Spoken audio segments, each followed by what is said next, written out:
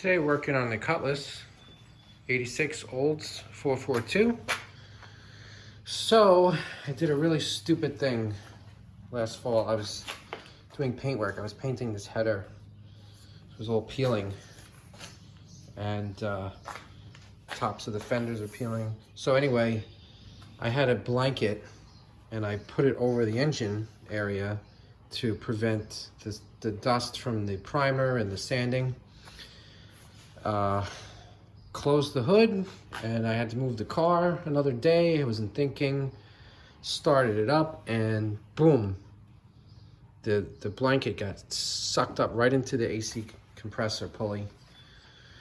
Totally got jammed up, wrapped, broke the belt, and unfortunately broke my nice original fan shroud.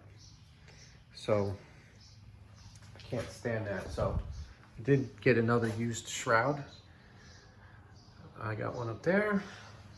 I got it from a guy. I think I made a post on like either Classic Cheap Body Garage Facebook page or Old Cutlass, and I forget which page it was. Anyway, a guy right away had one. I think he was in California from a Hearst Olds, so sent it out to me. So today I'm finally getting around to put it on. I got a new belt for the AC compressor. We're gonna see if that's gonna fit. And I did have this AC working a couple of years ago when I first got the car going, but it only lasted a few months and it leaked out. So there's obviously a pretty big leak somewhere. So I wanna get this going. So what I'm gonna do is I have, I believe I have the dye that goes in the system. So I'm going to charge it up with the dye and see if I can pinpoint the leak. The other thing is this still has the R12 in it. I have a little R12 left, but if it's going to be leaking out, I don't want to waste it. So I am going to get the R134 conversion ports for this and put in some of that because it's a lot easier to find, obviously, and cheaper. So yeah, but like I said, we're going to start with the belt and the shroud today. Okay, got the shroud out. There's 4 little screws. Hold that on. And then you got to take the fan out too, because it's right in there. So 4 nuts. Lets the fan go.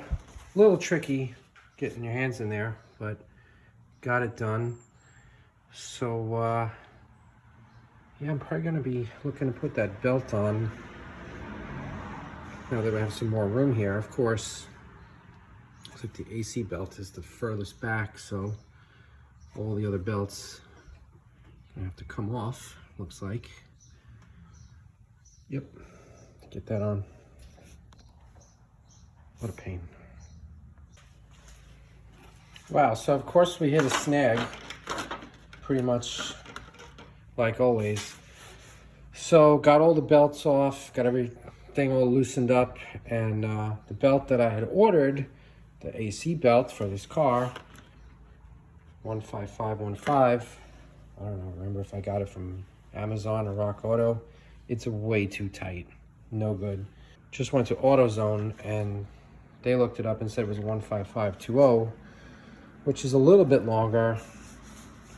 We'll see what happens, but you know, what a pain, because you have to take everything off to get to this belt, and then when you don't have the right belt, you're pretty much dead in the water. So I'm gonna give it a try right now, see what happens.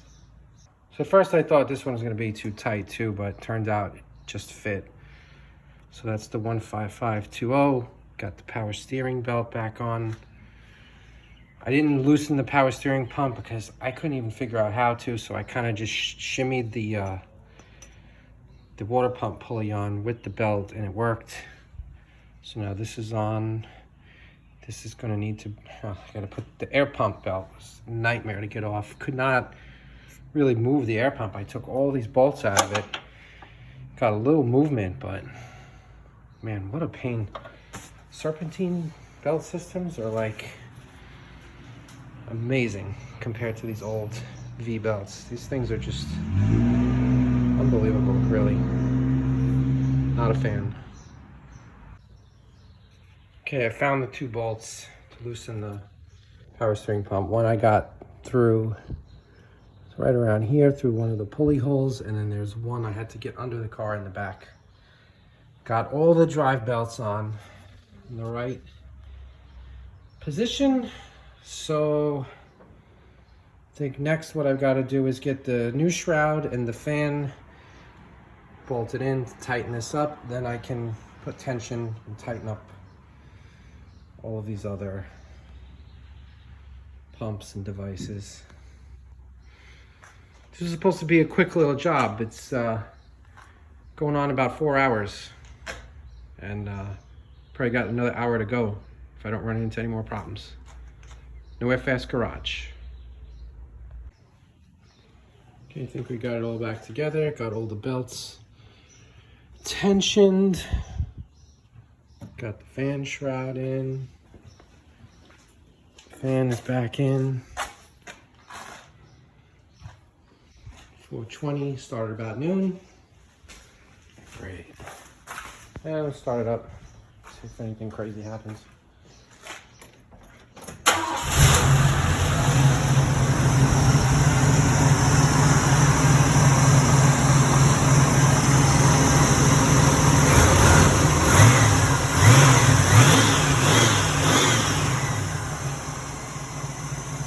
Seems okay.